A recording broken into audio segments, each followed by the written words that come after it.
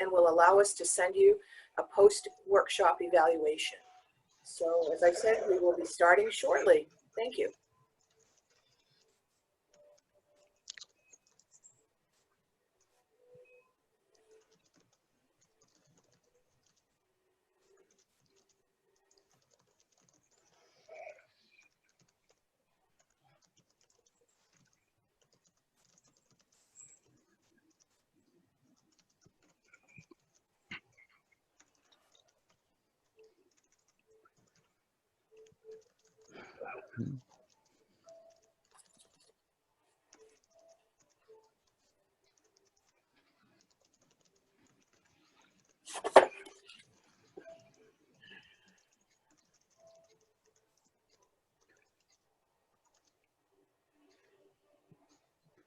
Wait just another minute.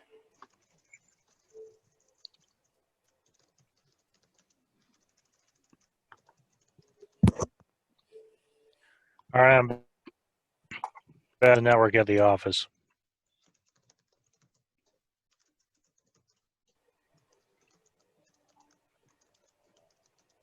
Okay, good morning, everyone. My name is Kristin Wheelock, and I'd like to welcome you to today's session, Creating Winning Resumes. And I work for the Career Centers out of the Augusta office, and I've been assisting job seekers for the last, I'm going to say, 10 to 15 years in helping them build their resumes so they can land a job or land an interview to get that job. But pretty much doing everything from interviewing skills to resumes, building, and to helping people determine what their next step might be or their next move might be for an occupation. And it's my pleasure to be here today as part of the Maine Hire a Vet campaign. And at this time, I'd like to turn this over to my co-facilitator, Mark Cafiso. Hello, everyone. My name is Mark Cafiso. I'm your local Veterans Employment Representative from the Portland Career Center. We wanted to thank you for joining us for our second week of presentations of part of the Maine Hire a Vet campaign. After this presentation, there will be an interviewing presentation. I don't know if you're aware of that or not, but one of our great employers in Maine, Northern Light Health, will be hosting that. So this will be a good opportunity for you to hear right from an employer what they're looking for when interviewing. So at this point, I'm going to send it right back to Kristin and we'll get going. Great. Thank you, Mark. I just want to do a couple of housekeeping items. I wanted to let you know that today's session is being recorded for future viewing. So if you would like an emailed copy of the presentation materials, you can connect with Mark Cafiso, and he will make sure that those materials will make it your way. On this first slide that we have, the while you were waiting slide, at the bottom of that slide does have Mark's email information, so you can go right ahead and write that down. You may want to take notes today because some of the information that we have will be very helpful with assisting you in developing your resume.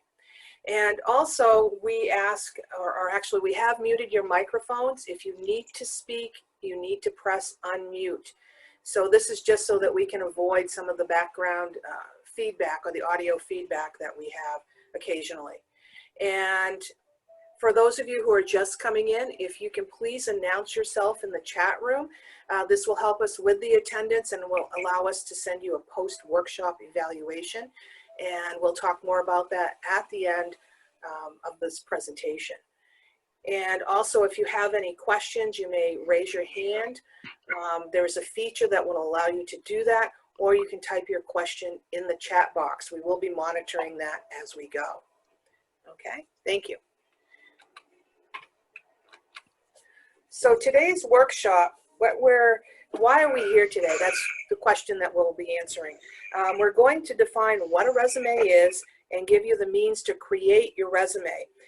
Something that will work for you and that will be a good representation of what your skill sets are, what your experience has been.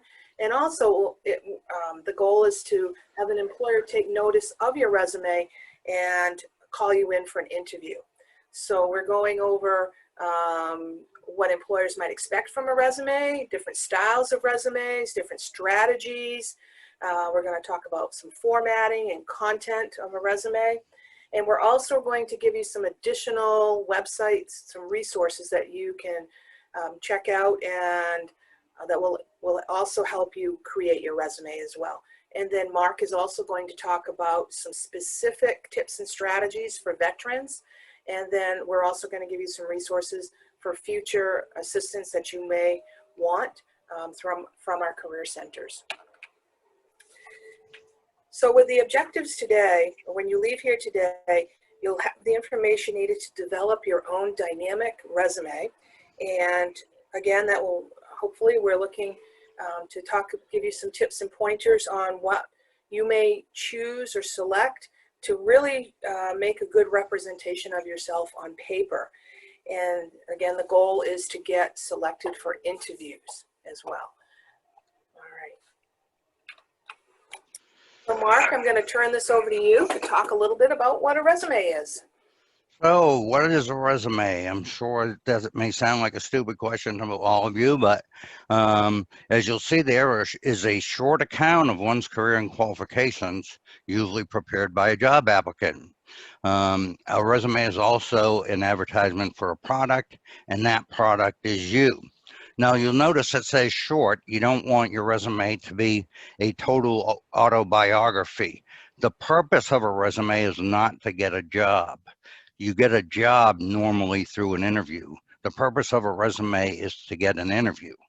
So you want to keep that in mind. You want your resume reflecting things about you that's going to want that employer to want to meet you and to go ahead and offer you an interview.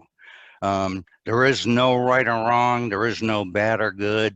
The only good resume is the one that works. So today we're covering, some of the basics and a few tips, but ultimately you have to decide if you're comfortable with your resume and whether it's working for you. If you're sending, then that should tell you should take a relook at your resume and maybe try to assess what you can do better, or contact your local career center and we can help you with that. Some things employers have told us is career center consultants and veterans representatives, we work closely with employers. As a matter of fact, my job is to advocate for veterans to employers. So my primary responsibility is contacting and talking to employers. And what employers have told me is that skills and positive attitude are one of the most important things. You need to make sure that you show on your resume that you have the skills and the experience that best qualifies you for the job. When you're applying for a job, you should be looking at that job description as carefully as possible.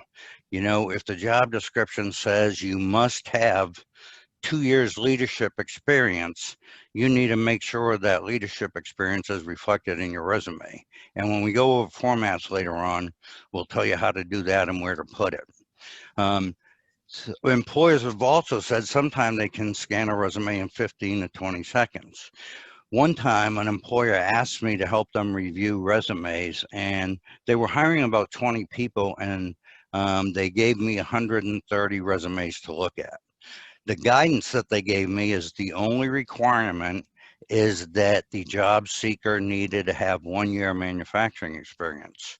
And of course, that was in the job description that it was required to have the 1 year manufacturing experience. So I was looking through these resumes, just basically looking for that statement that said that the person had 1 or more years manufacturing experience. Now you can imagine when I got to resume 104, I was not reading every word on every 2 pages of the resume. I was just scanning the top. So that's why you've heard, and we're going to demonstrate to you and show you how to make sure that your resume reflects what is required in the job description that you're applying for. You don't want to have that employer have to go through, the bottom third of the second page of your resume to find a requirement, because they're not going to do it. You're going to end up being put in a no pile. Employers have also said they want to see a good work history and career progression, and they hire people who pay attention to details. And what does that mean? Make sure that you are applying for the job exactly the way it says. Here we work with the Maine Department of Labor. We're part of state government, and we have people applying for jobs with us. Our human resources folks tell us that almost half the people who apply for state jobs don't follow the directions for applying for that job. So be very careful and ensure that you're applying for the job exactly as stated. You know, that's going to show that you are paying attention to details. And if you're not applying correctly, the employer is not even going to consider you. They're just going to automatically put your resume in the no pile. Some top resume strategies are to sell yourself and your brand. Of course, that your resume is something that sells you to that employer, and you want to identify your transferable skills. This is especially important for veterans. A lot of us that were in the military didn't do things that are civilian related, but those skills do transfer. For example, I was an infantry person for 10 years. You know, being in the infantry, you know, running a reconnaissance patrol has no civilian counterpart. But what does have the civilian counterpart is leadership, planning a detailed operation, communication skills, working under pressure, and those sorts of things. So we're going to show you later on a website that's going to help you identify your transferable skills and put those actually into bullets. You also, while you're listing your skills, those of us in the military, we use a lot of acronyms and military jargon, and you want to make sure you stay away from that. And of course, you want to highlight your accomplishments. And lastly, understand an applicant tracking system. Most large employers use an applicant tracking system, which is an automated software program that scans the resume, you know, for those keywords and qualifications, and to see if you're qualified for them to spend the time interviewing you. And Kristin's gonna talk a little bit more about that in a minute. And now she's gonna go over developing your personal brand. Yeah, so one of the strategies, developing your personal brand. When you're thinking about your personal brand, sometimes it's the easiest way to think about this is to think of yourself as a product. A resume is the marketing tool, and you are the product. You're selling you as the product. And so often you'll want to ask yourself, how does this product make life easier? What do you have that you can sell to the employer? So what qualities do you have? Why should the product be bought? Why should the employer decide to have you come in for an interview or select you as the candidate that will be offered the position? So when you apply this to yourself, you try to give the employer reason to want to have you in that position. So developing your personal brand is different from a job title, and it's different from an objective. If you recall resumes quite a few years ago, we would start out with an objective. An objective is what you are looking for. And now, by using your personal brand or your summary, it's more about what is it that you bring into the table? How are you selling yourself to that employer? So it needs to grab the attention of the hiring manager and interest them enough to read on. It's one of the top sections of your resume. And by doing this, you're talking about, you're going to be selling your years of experience, your qualifications for the position, and basically you're promoting yourself. There isn't a sample here of a branding statement, or you could call it the summary. 8 successful years providing quality services and support to youth and adults in social services and education fields. And outstanding leadership, problem solving, etc. So it goes on. So you're giving the how much experience you've had, two or three of your top skill sets that you want to sell to that employer. And it's also important that whatever you select for those top skill sets to showcase is something that is in that job description, because that's going to further allow the employer to see that you have what they need. So your resume is, again, a marketing tool, and you want to promote yourself. There is something else that you may want to consider adding, is kind of like a key tagline, such as work hard to achieve results. And you can come up with these little sayings that will set you apart from other applicants, that will show that you are unique as well. And also you might want to talk about something that you're passionate about, whether it's delivering excellent customer service, or dedicated to improving the quality of life for all individuals, or developing a quality product if you're in manufacturing. So developing your personal brand. You're going to showcase your best work related attributes, and again, emphasize the skills that match the employer's job description.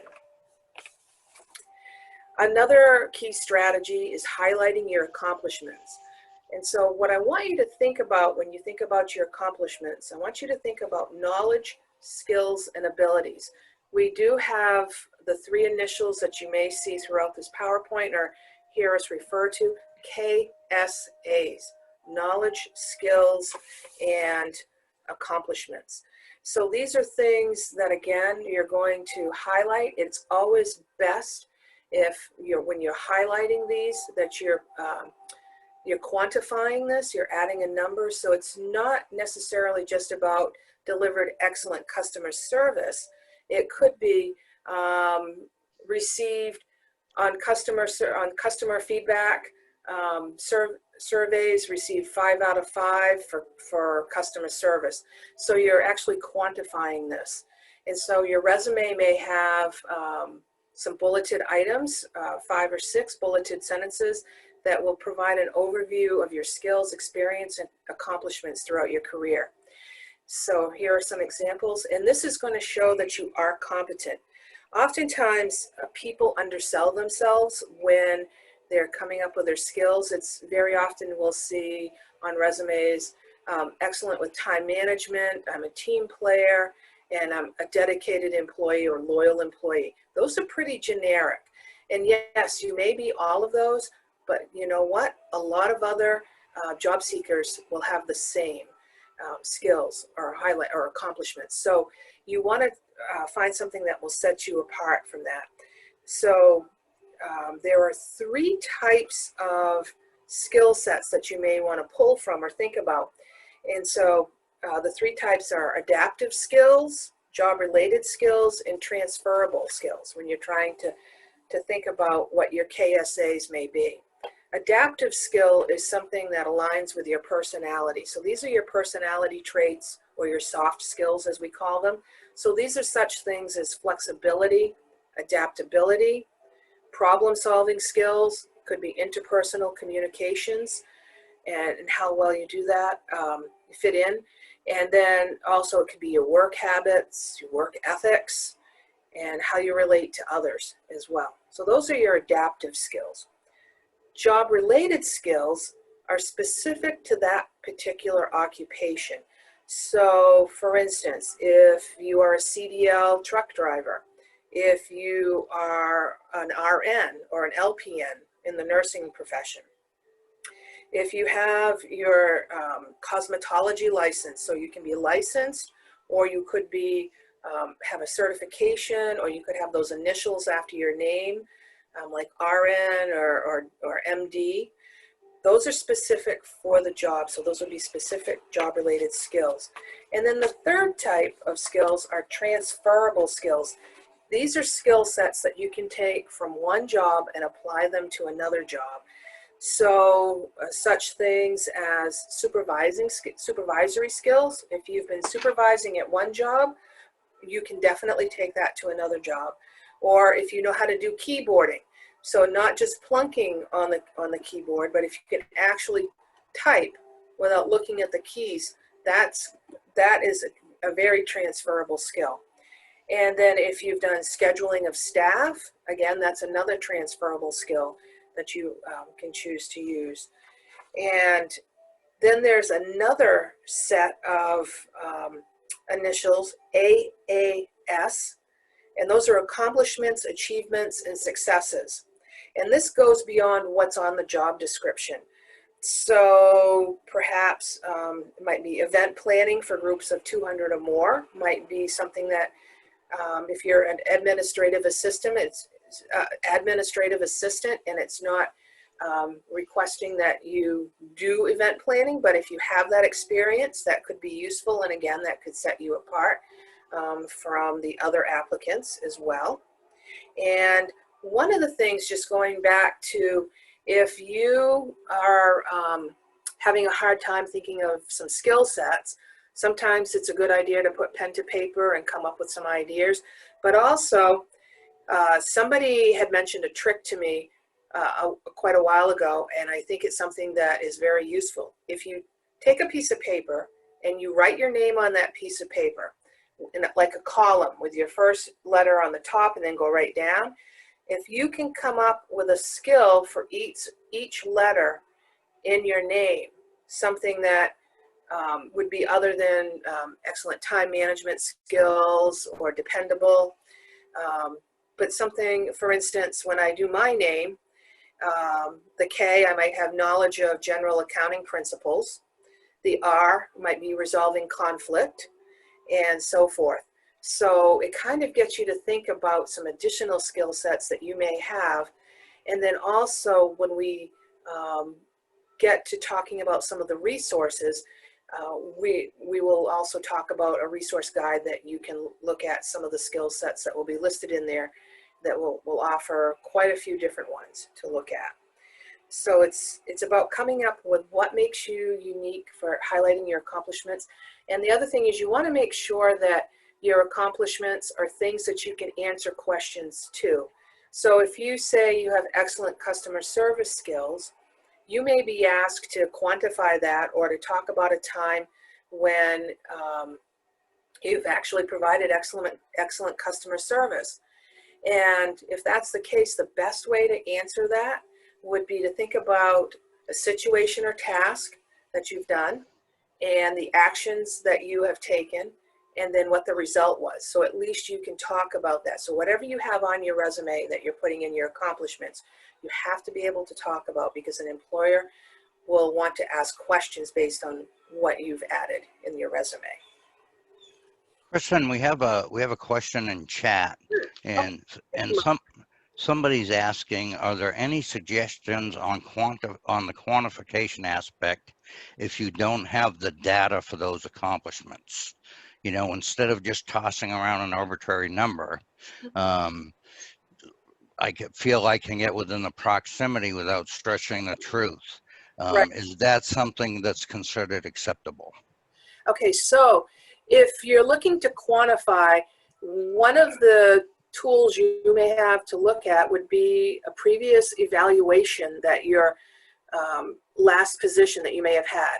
So for instance, if you had a goal of sales projections to meet or exceed sales projections as part of your job, and if that's in your evaluation, usually there'll be a number there. So exceeded sales projections by 20%. So oftentimes managers will add some of that language. So look to your job description. You do want to be factual with what you put in there, because at some point you will have to answer to it. So if you don't have a lot of quantifiables, look for something that you can quantify. So for instance, if it's providing excellent customer service, did the company you work for have any customer service comment cards where you can see if you can get a number from that as well. So again, you know, that the key here is not to inflate your resume, but to add enough information that will set you aside from the pack, so to say. Any other questions right now, Mark? Nope, that's it for now. Okay, thank you so much. Okay, so understanding applicant tracking systems. So you probably heard that a lot of companies now are using HR software to assist with reviewing all the applicants. As Mark mentioned earlier, he was once asked to help an employer in selecting some applicants for an interview, and he had over 100 applications and resumes, and he was looking for key language or key information that would have been part of the job description. So with an applicant tracking system, what happens is the job description may be loaded into that system, or keywords from that job description. Somebody in HR will be loading it up. So they're looking for the 5 years of experience, somebody who is adaptable, flexible, somebody who's created budgets. So a combination of your soft skills, or your transferable skills, your relatable skills, and your soft skills. So, or your licenses. So those things are in there. So you want to make sure that as you're reading that job description, that you're really plucking out some of the phrases, key phrases from that job description, and putting that right into your resume, as well as your job application too. And so one of the things that really sticks out in my mind that I've heard larger companies talk about is if they're looking for somebody with, I'm just going to say 5 years of experience as a minimum, and we'll say somebody comes to the table with 20 years of experience, and then the person who's writing that resume is thinking, boy, I'm going to put my 20 years in because I've exceeded that 5 years of experience. But what happens is when the computer is scanning, it's looking for 5. And if it sees 20, guess what happens? It could look right over that. So the key here is to use that 5, even though you've had more experience. You can put in have more than 5 years of experience, or 5 years or more, or combination of, but have that 5 in there. And then when you get to your cover letter, you can explain your additional experience, or how many years of experience. It's just so important to have that key language within your resume, so that if a computer system is reading that, then it's going to pick up on those. And oftentimes what will happen is, if we'll say 100 of those resumes go in, there's a scoring system that the computer will actually use. And so the top scorers on their resumes will be the ones that are selected for that interview, or for the interviews. And the other thing about this is, when you look at the type of employers that you're looking to send in an application and a resume to, usually your smaller employers, smaller businesses, will actually still read the applications and resumes. They'll view them just like what Mark was saying that he did. And then if you have a larger company like General Dynamics or BIW or the hospitals, a lot of them do rely on those applicant tracking systems, because they have so many positions to fill, different occupations, that it's just hard to keep up with all of that. And plus it saves money for a larger company. So again, think like a computer when you're using applicant tracking systems. And if you're building a resume that's going to be friendly for that, as I mentioned, you want to use the keywords from the description, and then you want to incorporate a section or summary of qualifications or keywords right at the top of your resume. Because even if somebody's looking at this, as Mark said, they probably are going to take just a few seconds to look at each resume to determine where, if you're going to go into the pile that they want to review further, or if they're going to just set it to the side. And the goal is to get it into the pile that they want to review further. So you're going to have, within the top half of your resume, you should have your contact information, some bullet points of your summary of qualifications, using some of those keywords as well. And if you're using any social media right now, such as LinkedIn, you may want to include your LinkedIn on your resume, but also you can go to that website if they're on LinkedIn and see what other employees have on their resumes and what they're saying their job description is. And you can get some key language that way as well. Just some basic housekeeping with creating a resume that's going to be scanned by a computer or a machine is you want to keep the format very simple. You want to avoid any fancy fonts or graphics. Probably the best is having white paper with black ink is probably the most readable. If you're using red ink, that's usually not picked up by a computer that well or from one of these scanners. The other thing is also leaving an inch around your top and bottom margins, and your left and right margins should be 1 inch. And because that's the way that the scanner goes, it's gonna need some blank space on the outer edges so that when it goes to the end, it knows it's the end. Plus anything beyond that may not get read. So keep that in mind as well. All right. And then now I'm going to turn this over to Mark. Another great resource for you to use when you're putting your resume together is a website called Own It. And as you see on the slide there, it's www.ownitonline.org. And what this is a comprehensive website to show you labor market information, what different occupations do. They have a military crosswalk for veterans, so all you have to do is put in your branch of service and military occupational specialty, and it will tell you what civilian jobs are similar to your military job. It'll also help you with bullets that you might want to use describing your military service. For example, I talk to a lot of veterans who have problems thinking up bullets, especially if they were in a combat arms field, like if they were in the infantry, armor, or artillery, or something like that. They have trouble coming up with bullets. On the right side of the screen there, you'll see attention veterans. There's also, once you go into the attention veterans part, you'll go into the ONET online for veterans, and there's an area there that's called My Next Move.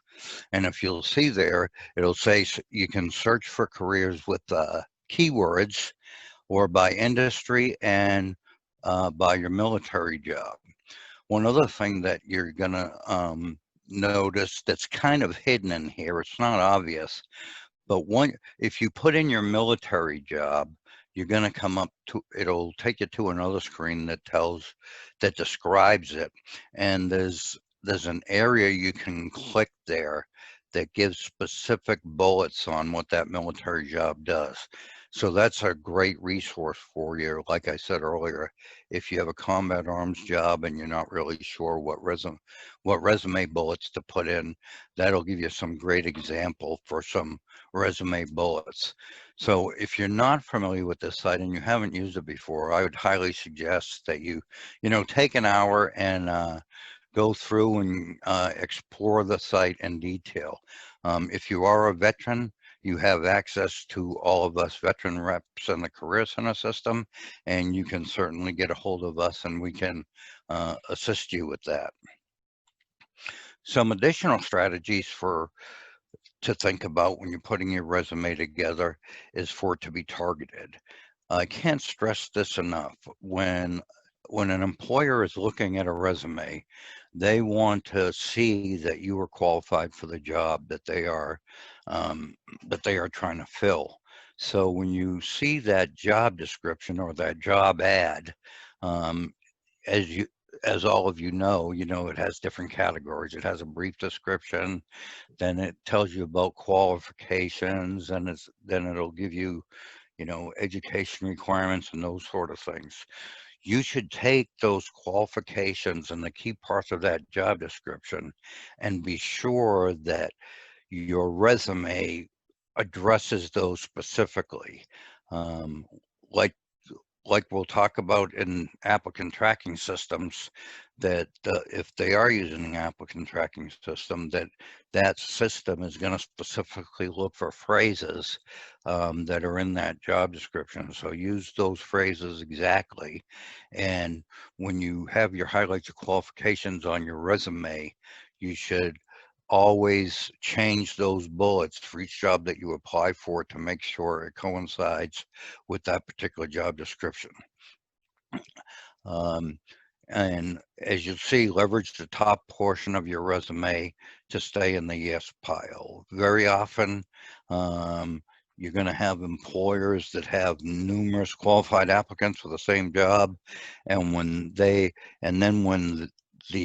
resume pile gets into the human screening part of it, even if they were using an applicant tracking system, they're going to scan those, and you want to make sure right on the top third of your first page of the resume that you are addressing all of those requirements that show you're qualified for the job and make the employer want to call you for the interview. You can, and 3 other little tips on the bottom there: target your job application resume when applying for posting jobs. Again, you're going to hear that over and over again, and I can't stress the importance of targeting.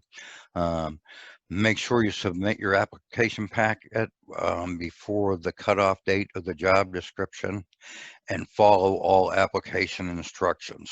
I've heard of employers automatically disqualifying people because they didn't follow application instructions exactly. As a matter of fact, we had a state of Maine job open here last week, and the HR department told us that over half people were disqualified because they didn't follow the instructions for the application process. So at this point, I'm going to hand it back over to Kristin, and she's going to go over resume styles. Thank you, Mark. What I'm going to do now is I'm going to actually stop sharing this PowerPoint, and I'm going to bring up 3 different examples: the chronological, the functional, and the combination resume. And if you bear with me just a moment, stop sharing, and then I'm going to bring up my other screen. And Kristin, while you're going through that, someone asked, could you provide an example of a summary statement and expand on that a little more? Absolutely. And actually, I'm going to show you 3 different summary statements, and we're going to look at the elements of each style of resume, so that will give you a good idea. And if we wait just a second. Okay, can we get out of this? Hold on. Okay, and then I'm going to bring it up. Okay, bear with me. Oh, here we go, right here. Okay, share my screen.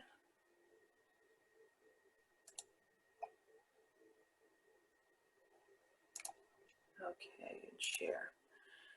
All right, and I'm going to ask Mark if you can see what I have here on the screen. I can, but you just need to maximize it. It's showing real small. Seeing that too. All right, is that going to allow me to do that? Okay, hold on. This is all new to us. Well, I had it maximized. I don't know what happened. So, all right, hold on.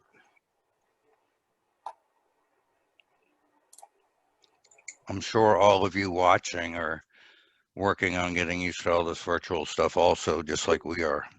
Here we go. All right, now I just need to, okay, let me bring it back down. All right, and now I'm gonna,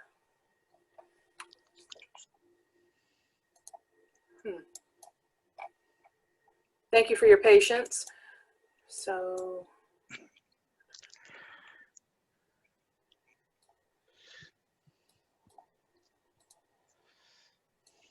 all right, let me go back to this. Okay, share screen. Thank you, Pamela. Pamela said she thinks you're doing an amazing job, Kristin. Oh, well, thank you. Okay, so let's go back. except for with the technology aspect. Oh. She didn't really say that. I said that. Oh. All right, here we go. Here we go. I'm getting it. Okay. If I move that over. All right, perfect. All right, let me get it to where we need to be. And then I'm going to share again.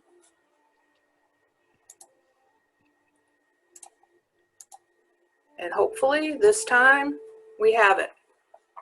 Everybody, can you see that, Mark? All right, there it is. Excellent. So I hope this is large enough. If for some reason you cannot see this on your screen, again, we can provide you with the materials. We actually have a booklet called the Job Hunting in Maine Guidebook, which has everything soup to nuts, from when you first start your job search to building a resume to going on to interviews and what to do after the interview. So that will be made available to you as well, and we'll have a link that you can actually access this either on the Career Center or we can send that out to you as well. Okay. So the first resume that we're going to look at is the chronological resume. This is probably the most commonly used resume that we see when we receive applications and resumes for positions we have open. And also in my previous experience as a hiring manager for more than 20 years, this is the most common one. Everything is in chronological order from the most recent to the beginning. All right, so as you can see, this person, for the sections of the resume, they have their contact information at the top, right here. And when you think of resumes, think of them as an art and not a science. So there's not one formula that we can give you that will produce an excellent resume every time. There is a lot of creative liberty with resumes. So some of our, what we give you today will be must-haves, and some will be considerations or preferences. So for this one, this person has decided that for their contact information, they have it laid out like this, just using 2 lines, and that's a good way to optimize the space that you have. So if you're only using 1 page for your resume, 2 is the max, we say, for the typical resume, but it does help save space. And if you look here, here's the first example of a branding statement. Superb customer service skills honed by 15 years of retail experience in developing and maintaining customer loyalty. Highly organized, keeping all records with accuracy and thoroughness. This is short and sweet, right to the point, okay? You can see that this person also has sections on their resume. So they have professional experience. And if we go down, we have education and then computer software skills. When you're listing your sections for your resume, there are probably about 30 to 50 different headers that you might choose from. The most common would be the professional experience, professional history. There is a difference between experience and history. Experience is what you've done. History would be where you've done it. Also, you would see maybe highlights of qualifications. You might have your summary statement actually spelled out as a professional summary as a header or highlights. So there are many different things, and again, we can send you out information on that as well. So this person here with chronological order, we're going to go from the most recent all the way down to the very first position that they had. So, or assuming that this was the person's first position. What we typically say is you should try to only use 15 years worth of history, work history or professional history on a resume. And that's because of job discrimination. However, again, you know, this is a preference thing, because when I look at resumes, if somebody's not using dates, then I am thinking, oh my goodness, this person has probably been in the workforce quite a long time, although that may not be accurate. So at your discretion, you may choose to at least put the month and the year. And I would say, you know, if you only want to go back 15 years, that's fine. However, you want to be careful in not leaving out any pertinent skill sets that are going to be needed for the job as well. I am going to show you another type of resume in just a moment that will show you how to combine or to move your skills up to the most important versus where and when you actually did those skills or gained those skills. And then you can see this person has an education section. With education, if you have a degree from a post-secondary school, you do not have to list your high school as well. Okay, so it's this is fine here. And then this person is also marketing some of their computer and software skills. Just a little note, if you're looking at the job description and they put an emphasis on education or technology, then that may be moved higher up on the resume, okay? So again, you're gonna wanna follow the guidelines of whatever that job description is and what the business is looking for as part of the application process. Follow those guidelines, all right? The next resume sample is the functional resume. So this one is showing, this is a little bit of a different way to put your contact information on here. And then this person is highlighting part of their qualifications and their marketing into one area. And so they're putting some of their key skill sets at the top or things that they've done for their experience. And then this one has a little bit of a more robust branding statement for the resume. As you can see, there's more information to it, and then also adding the dedicated to improving the quality of life for all individuals and ensuring the proper resources and services are provided at all levels and stages in the development. So that's going a little bit further than just the previous one that we looked at. So also when you go online, if you just do a Google search of marketing statements or branding statements for your resume, it's going to come up with all kinds of samples as well. And then with the functional resume, the emphasis for this one is to show that, to really showcase your skill sets. And then secondary will be where you've worked and when you've worked. This style of resume is good for somebody who has had gaps in their work history. Also, you know, if someone has had the same job or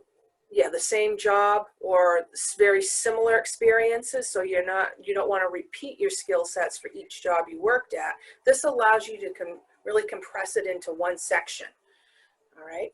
So this person has for their professional experience, case management and counseling. And then if you look down, it's very clean on their professional history, where they've worked, and then the dates. And then this one is choosing to add community involvement. In some cases, community involvement, there are some cautionary statements with this. One of the things that you might want to consider is if the employer doesn't know you or the hiring manager, and they may have some biases about certain things. Usually religion and politics are the two things that come to mind. If you can leave, or just think about this, if we're all proud of what we do, but if it's something that could create some biases from the reader's perspective, then you may want to package it a little differently or use something different. However, there could be some really excellent skills that you've gained from doing that community involvement. So you're going to have to, again, preference, kind of think how you might want to package that. So for instance, if part of this Bible school teacher might have been scheduling, or it could have been maybe preparing a budget for this particular community involvement, those are skills that you want to give yourself credit for. So by using the professional experience, this type of a resume, you can actually take those skills and elevate them up to the section on the skill sets up here if you want to. All right, so just something to consider. And Mark, do you have a question, or is there a question? Yeah, we had a question from a viewer. The question was, should separation lines be used in a resume? I have heard that lines can make the resume unreadable when using an applicant tracking system. Yes, that is correct. So again, this is preference. If I were doing this, I probably would not use the lines just because of that reason, because of the applicant tracking systems. And sometimes when you send this in an email, if it's not in a picture document format or a PDF and it's going as a Word document, it could scramble. So how you view this right now may be very different depending on what the person who's receiving it, what they're using for their computer system. So that those are good points. Leaving out borders and leaving out lines, any objects, leaving those out with the exception of bullet points.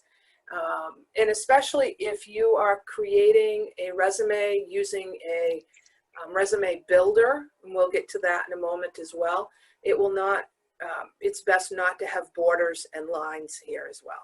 And again, my preference would be not to have it, but depending on your preference, just know that there are some cautionary pieces with that as well. So thank you for that question. All right. And the one thing that's kind of a drawback with this format, I like this format. However, what employers tell us that when they read this, the way it's laid out with the skill sets here, the section for skill sets, and then the history down here, with the experience in history, they're not always able to tie in for what skill set or experience you're listing for which amount of time. So if they're looking for 2 years experience on everything, and if they're looking through this resume, that may or may not be an issue with these dates, but they kind of like to tie it back to, let's say if you had a job that was only 12 months and they're looking for 2 years, they may not be able to determine if that 12 months encompasses what you have for your experience or not. So again, another cautionary tale with that. But this is really a good format if you do have a gap in your work history. The next one is we're going to talk about is the combination resume. This takes the best elements from the chronological and the functional and pulls them together. All right, so in this case, we even have a more robust marketing or branding statement. And the question often comes up, should I actually put the title of the job that I'm looking for or what my background is as part of that marketing statement? And again, that's going to depend, because if you're targeting your resumes, that may work. If you're creating your initial resume and you're going to we'll say going to a job fair or a virtual job fair, you may have one resume and you would want to keep that as generic as possible, meaning the title, leaving it at professional summary or summary, okay? So it just depends, and again, like I said, this is an art, not a science, so there's a lot of, you know, what ifs or can I do this? And as Mark says, you know, the resume, if your resume is giving you bites for interviews, then that's the resume you want to use. But you may have multiple resumes for different occasions or different employers. And again, this person decided that they were going to put their contact information a little bit differently, and that's fine.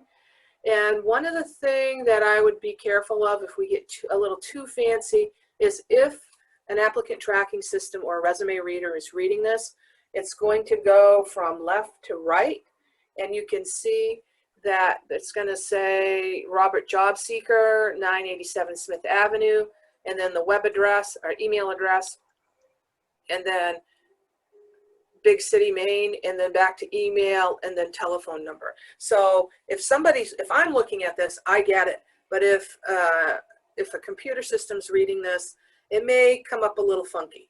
So just think about that as well. Here you can see it goes from the summary to the highlights of qualification, and then professional credentials. Again, a different way to put your professional work history and experience. This person also added their credentials right here. Licensed Maine Realtor, and then where they've worked, and then they've put in some highlights here as well. So they've also added the date, so that person can see that they were the top producing sales associate from April 2001 to present, okay? So now they can actually quantify how much time that person was a top producing sales associate. All right, and this one, like I said, is really, it's helpful for the person who's reading this, because if you have a gap, that's not going to be as noticeable, but also they can actually see right at the top, as Mark mentioned, the top portion of your resume needs to have certain elements, and you want to make sure you have your contact information, your summary, and your highlights of qualifications. Sometimes the summary and the highlights of qualifications are kind of combined together, which we saw on that functional resume. But the idea is that an employer who might have 10 to 15 seconds to read this is going to get you in a snapshot in that top portion of the first page. So they're going to see what you have. It's going to entice them to want to read more, but for now they're going to put it in the pile that will be to further look at. And that's what you want to do. You want to get it in that pile. All right. Any questions so far on the 3 styles of resumes? One thing, I'm sorry, go ahead. No, I was just going to say no questions on that so far, Kristin. And then one thing I just want to mention, that when you're looking to put your highlights of qualifications on your resume or some of your statements of your experience, you want to use a common tense. Usually what we see is it starts with an action word in the past tense. You want to refrain from mixing your tenses on your resume. So you're going to see here, this person has closed more than, served 3 years, served on the board, and recognized for, okay, so a lot of past tense action. One of the things, I'm just going to go back to the other resume that we looked at. Let's see if it's on this one. Right here. On the very first one we looked at, you can see controlled, worked, developed, cared, sold. Okay, those are all action words in past tense. Even if you're still in the current job and you want to be consistent. Think about yesterday you were at the job, so it's in the past. So you're still going to go with past tense. And depending on what you read, there could be a little bit of a preference here. But again, that's one of the common things that people look for. Are you being consistent with your grammar, and also making sure there are no spelling errors. But see here where it says responsible for all aspects of opening and closing? That should also be changed to reflect a past tense action. So it could be opened and closed facility, including arming and disarming security. So you would just change that to opened and closed. So stay away from those responsible for or duties included. You want to make it action and have it all the same tense. Okay? All right. And Okay, Kristin, we have another question, and we're creeping up on time here. I have 10:59. okay. We have Northern Light Health coming on with interviews at 11:15. Sure. So we're going to fly through the rest of this, but we did have a question. What's a recommendation for a veteran's resume who exit the military and then spend the next 4 or 6 years obtaining a college degree? The main concern is the work experience appears to be outdated, and how can the individual's KSAs be portrayed as current for today's workforce? Okay. So one thing I would look at, I would stay away from the chronological resume and go with the functional or the combination. And then if you're obtaining your degree, or if you have obtained it, you're going to make a note of that. You're going to have the dates that you were in school, and then you can also make a note on your cover letter about you for the last 4 years you were attending school. That is a justifiable gap on a resume. Schooling, raising your family, homeschooling might be something.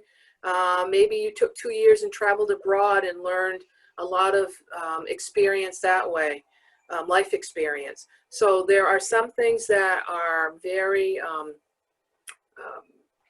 very explainable. And so again, I would go with functional or the combination. And then with the functional pieces, and when you outline your skill sets, again, it's about your skill sets, and look for those transferable skills that you might have or that you do have. And again, we often sell ourselves short. So what you might think is outdated may not necessarily be outdated. It might be a different way to, different language that we use to get that across. Okay? All right, so I'm going to get rid of this. I'm going to stop sharing. And Mark, you're going to be talking about resume contents. I've talked a little bit about that already. Yeah. So let me just bring up the PowerPoint. Hold on. I'm just going to go over a couple of things under formatting suggestions, because Okay. we are running late on time. And you will, if you would like to request, you can request the PowerPoint as well. And most of it will have all these tips and strategies right on it. Okay. We should be there, Mark. All right, and real quickly here, because of time, the you'll see here it's very simple: clear bulleted statements, white space, correct spelling. Correct spelling's a biggie. I've seen resumes that say, you know, intense attention to detail, and then the next thing you see is a spelling error. Don't count on spell check to catch everything.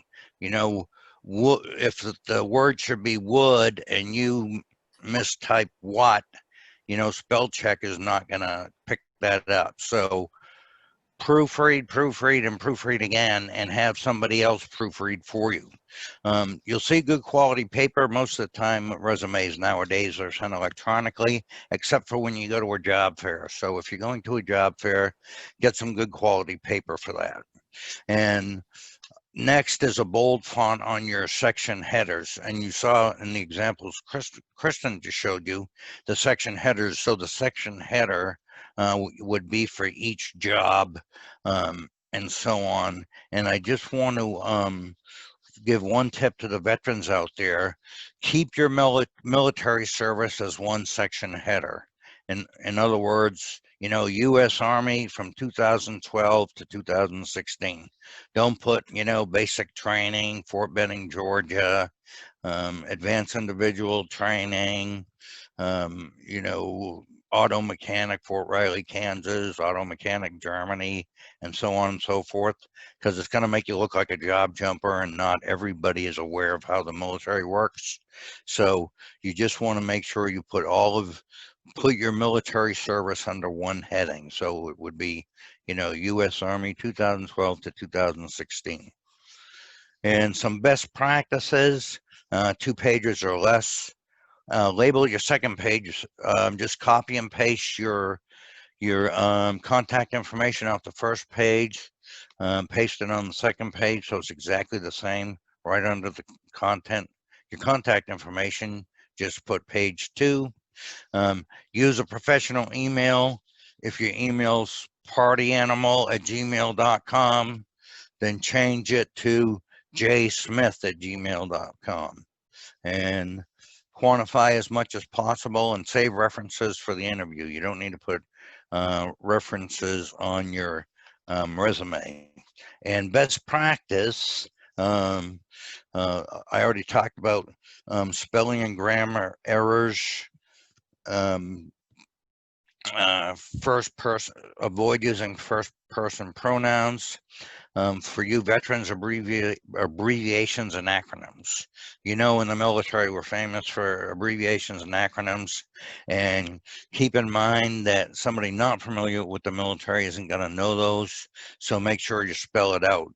To include your duty what your duty description. So for example, if you were a section chief, don't put section chief, put you know, put team leader or quantify that. So in other words, if you were a section chief, your bullet would be responsible for supervising a 5-person section, blah, blah, blah. So make sure that you're explaining what that job title is, because somebody's not going to know that. On ONET that we reviewed earlier on the military one-stop, is going to give you some civilian, the civilian equivalents of military rank. So that's one other thing you can do. For example, an E7 would be a manager, an O3 might be a director, and those sorts of things. So it'll help you quantify and put your military experience into civilian terms. Don't exaggerate, no photographs, and no personal, family, or health information. And Kristin's going to tell you a little bit about resume guide resources and builders real quick here in the next 5 minutes or less. Kristin, you there? Hello? Kristin? There, can you hear me now? Okay, sorry about that. Yeah, all right, so thank you, Mark. Along with the onetonline.org that you can go to for some additional resources, there's a resume guide resource on Career One Stop.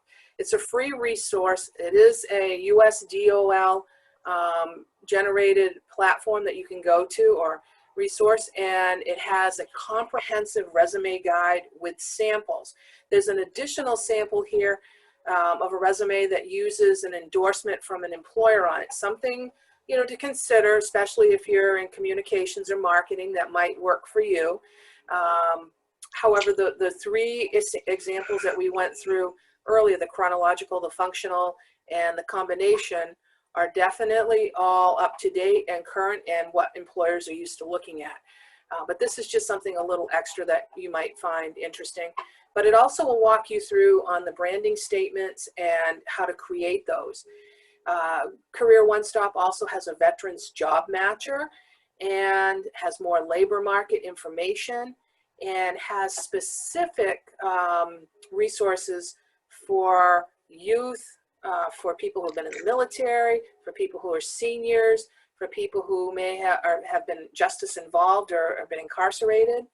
So those are some additional things that you may want to take a look at. And there's also an employer locator on there. And as Mark mentioned with ONET, there are assessments. Well, Career One Stop also has additional assessments that you might want to take a look at and do. It's all free, and you're not going to have to worry about signing up or registering for the website. And you don't have to worry about getting a lot of solicitation or advertisements coming in. So that's something that you may want to take a look at. It's very useful. And then, okay, here we go. And then resume builders, that's another avenue that you might want to go for building your resume. If you are a person that maybe doesn't have a lot of time to sit down and create your resume, or you aren't very well versed with a computer, there are different resume builders out there that you can use. And some are free. Those are the ones you usually want to tap into. You shouldn't have to pay to have somebody design your resume or to use a resume builder. The career centers can help you out with that if you should get stuck. So the benefit of using the resume builders, they're easy to use, they're up-to-date designs, and you can constantly customize your resume using a resume builder as well. Listen, I'm getting a 1-minute warning and we're going to get cut off. Okay. So yeah. And so one of our tools that we use at the career centers is the main job link, which does have a resume builder on there. And you can put your targeted resume. You can either bring in a resume or you can use the resume creator that they have available there as well. And Mark, do you want to just do a quick overview of cover letters in the resources that we have? Yeah, if you, there are examples of cover letters in the book Job Hunting in Maine. We're gonna get it cut off technology wise here, and in 5 minutes the next presentation will be starting. So I just want to thank everybody for participating, and feel free to email me with your questions, and I'm also willing to review your resume for you, or anything you like to do. You veterans, make sure you connect with me, and we can go over your resume also. So thanks so much for attending. Hopefully you'll stick around for interviewing, and be sure to go to maincareercenter.com/MHAV for Maine Hire a Vet to see what else is coming up. Thanks a lot, Kristin. Yeah, and thank you so much, Mark. And I just want to mention the last few slides actually have resources listed on here. And again, if you request this, you'll have access to the resources and individual meetings. You can line up an individual meeting through our Career Center Central Hotline and Counselor of the Day. And here's your vet rep team. And again, some more contact information. And then now, hopefully, you're ready to create your resume. And also an evaluation will be sent out to folks who have attended today. And we ask that you please complete that, because it will help us improve upon our services and also determine which workshops that we might want to offer in the future. And all this information can also be found on www.maincareercenter.gov. So thank you so much. Hope this was helpful, and hopefully we'll see you in another session soon. Thank you. Take care.